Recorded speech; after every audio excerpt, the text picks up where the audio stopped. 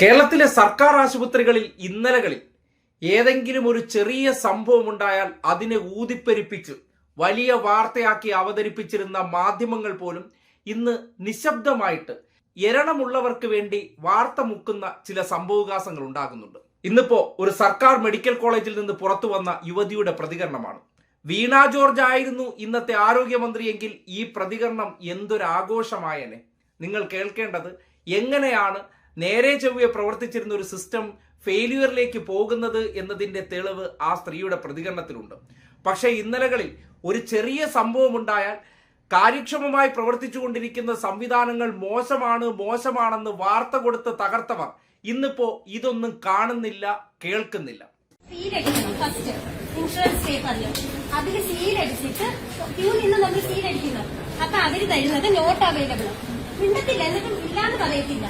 നമ്മൾ ഒരു മരുന്നെങ്കിലും കിട്ടട്ടെ, ഇത്രയും മരുന്നെങ്കിലും തരില്ല, അതിൽ ഒരു മരുന്നെങ്കിലും കിട്ടട്ടെ എന്ന് പറഞ്ഞ് അവിടെ നിന്ന് ക്യൂ നിന്ന് ഇവിടെ രണ്ടാമത് മരുന്ന് തരുന്ന കൗണ്ടർ ഇവിടെ നിന്ന് ഇത്രയും ടോക്കൺ വിളിച്ചിട്ട് അവർ വിളിക്കും. 50 താഴെയുള്ള മരുന്ന് നമുക്ക് തരും, ബാക്കി പുറത്തുനിന്ന്. എത്ര സമയം ക്യൂ നിൽക്കുന്ന 2 മണിക്കൂർ ക്യൂ നിന്നിട്ട് അവർ 50 താഴെയുള്ള മരുന്ന് നമുക്ക് തരും, ബാക്കി എല്ലാം പുറത്തുനിന്നാ തരുന്നത്. ഇതാണോ ഗവൺമെന്റ് ആശുപത്രി? നിങ്ങൾ പറ, അല്ലെങ്കിൽ ജനങ്ങൾ പറ, അല്ലെങ്കിൽ ഇവിടുത്തെ മന്ത്രി വന്നല്ലോ ഹെൽത്ത് മിനിസ്റ്റർ, അദ്ദേഹം പറ, ഇതാണ് യഥാർത്ഥ ഗവൺമെന്റ് ആശുപത്രി. ഞാൻ വേറൊന്നും കൂടെ ചോദിക്കട്ടെ. ഇപ്പൊ നമ്മളൊരു മിഡിൽ ക്ലാസ് ചിലപ്പോ നമുക്ക് തെണ്ടിയാലോ അല്ലെങ്കിൽ ആരുടെ കടം വാങ്ങിച്ചാലോ നമുക്ക് പൈസ തരും. ഇതുപോലും ഇല്ലാത്ത അതിനും താഴ്ന്ന ജാതിക്കാര് അല്ലെങ്കിൽ വേഷം കൊണ്ട് ചിലപ്പോ സഹായിക്കണമെന്നില്ല, അവരൊക്കെ പൈസ ചോദിച്ച് ആരെങ്കിലും കൊടുക്കത്തുമില്ല. അവരൊക്കെ ആശ്രയിക്കുന്ന എന്തുവാ? നമ്മളെ ഗവൺമെന്റ് ആശുപത്രിയില്ലേ, ഇവിടെ വന്ന് എന്ത് പറ്റും? മരിക്കും, വേറൊന്നുമില്ല. പൈസയില്ല, ഇവിടെ ഫ്രീ ഉണ്ട്, കൺസൾട്ടേഷൻ ഫ്രീയാ, ബാത്തും ഫ്രീയാ, വേറൊന്നും ഇവിടെ ഫ്രീ ഇല്ല. 11:30 പോയ വെള്ളമാണ്, ഇതുവരെ വെള്ളവും വന്നിട്ടില്ല. കാരണം എന്തെന്നറിയാമോ? ബൈസ്റ്റാൻഡർ വെളിയിൽ പൈസ പോയെങ്കിലും കുളിക്കും ടോയ്ലറ്റിലൊക്കെ പോകും. പേഷ്യന്റ് എന്ത് ചെയ്യും? ഇവിടെ വെള്ളം വന്നിട്ടില്ല. നിങ്ങൾ ഇതും കൂടെ ഒന്ന് ചർച്ച ചെയ്യുന്നത് നന്നായിരിക്കും, വേറൊന്നും കൊണ്ടല്ല. ഞാൻ മാത്രമല്ല, ഇതിൽ ഒരുപാട് പേര് അനുഭവിക്കുന്നുണ്ട്. എന്റെ കൂടെ വരാൻ നിങ്ങൾ കുറെ പിള്ളേർ അവിടെ ഉണ്ടായിരുന്നു. എനിക്കും പറയാനുണ്ട് അത് തന്നെ. എനിക്ക് ഒരു മെഡിസിൻ ഇപ്പൊ 4 സർജറി കഴിഞ്ഞു, 4 സർജറി ഇപ്പൊ വയറ്റിലും ചെയ്ത് ഇവിടെ ഇട്ടിരിക്കുക. എന്നിട്ട് ഇവിടുത്തെ ചില ഡോക്ടർമാർ പറയുന്നത് എന്താണെന്ന് ഇവിടെ ബെഡ് അവൈലബിൾ ഇല്ല, നിങ്ങൾ മാർച്ചിലേക്ക് പോകാൻ. പ്രൈവറ്റിൽ പോകാനാണെങ്കിൽ നമ്മൾ ഇവിടെ വരേണ്ട ആവശ്യമുണ്ട്. ഇവരെ വായിക്കുന്ന കേൾക്കുന്ന പ്രൈവറ്റിൽ പോകാൻ പൈസ ഉണ്ടെങ്കിൽ നമ്മൾ പ്രൈവറ്റിൽ പോയാൽ പോരെ. ഇത്രയും പറയണമെന്നില്ലായിരുന്നു. പക്ഷെ ഇവിടെ മന്ത്രി വന്നോണ്ട് അദ്ദേഹത്തിനോട് ചോദിക്കണം. നിങ്ങളടുത്ത് പറഞ്ഞിട്ട് അദ്ദേഹം ചിലപ്പോ ഞാൻ കിട്ടാണ്ട് മുസ്ലിം കണ്ടിട്ട് ഇങ്ങനെ തീവ്രവാദി എന്ന് വല്ല മന്ത്രി പറഞ്ഞാലോ, അതുകൊണ്ട് നിങ്ങളടുത്ത് കണ്ടിട്ട് മന്ത്രി രാവിലെ മുതൽ മന്ത്രി അമ്പലങ്ങൾ കയറി ഇറങ്ങി തുലാഭാരവും നടത്തി അർച്ചനയും നടത്തിക്കഴിഞ്ഞാൽ ജനങ്ങളുടെ പ്രശ്നം മാറുമോ? മാറത്തില്ല. ഇന്നലകളിലെ മന്ത്രിക്ക് അതിനൊന്നും സമയമുണ്ടായിരുന്നില്ല. അവർ ജനങ്ങളുടെ പ്രശ്നങ്ങളിൽ കൃത്യമായി ഇടപെട്ടിരുന്നു. ആ സന്ദർഭങ്ങളിലും ഇത്രത്തോളം മനുഷ്യർ വരുന്നിടത്ത് പ്രശ്നങ്ങൾ ഉണ്ടായിരുന്നു. പക്ഷേ ഇന്നിപ്പോ പറയുന്ന കാര്യങ്ങൾ എന്തൊക്കെയാണ്? മരുന്നില്ല, വെള്ളമില്ല, ഒരു കുഞ്ഞുമായി ക്യൂ നിന്ന് കഴിഞ്ഞാൽ കൃത്യമായിട്ട് കാര്യം പോലും കമ്മ്യൂണിക്കേറ്റ് ചെയ്യാത്ത അവസ്ഥയിലേക്ക് കാര്യങ്ങൾ എത്തിയെന്ന് പറയുമ്പോൾ ഒരു സർക്കാർ ആശുപത്രികളെ എങ്ങനെയാണ് ഭരിച്ച് തകർക്കുന്നത്, ഭരിച്ച് മുടിക്കുന്നത് എന്നതിന്റെ തെളിവ് കൂടിയാണ്.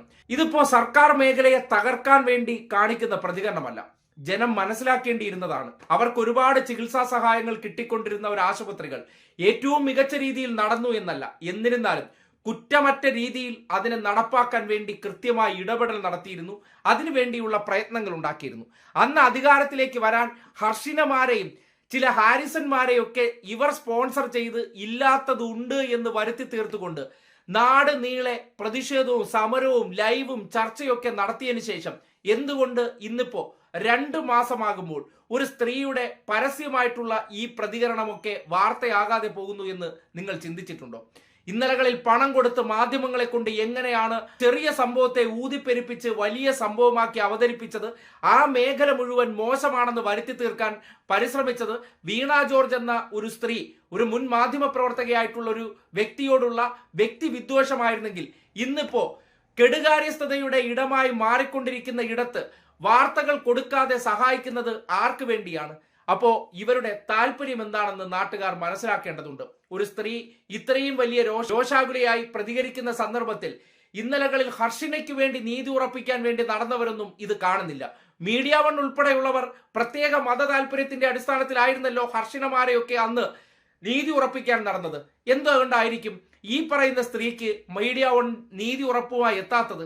കാര്യം ഇന്നിപ്പോ മീഡിയ വൺ ആരെയാണോ അധികാരത്തിൽ കൊണ്ടുവരാൻ ശ്രമിച്ചത് അവരെത്തിക്കഴിഞ്ഞു. അതുകൊണ്ട് ഇനിയിപ്പോ ഒരു മുസ്ലിം സ്ത്രീയാണെങ്കിലും അതൊന്നും പരിഗണിക്കേണ്ട കാര്യമില്ല, നമ്മുടെ കച്ചവടങ്ങളെല്ലാം നടന്നാൽ മതി.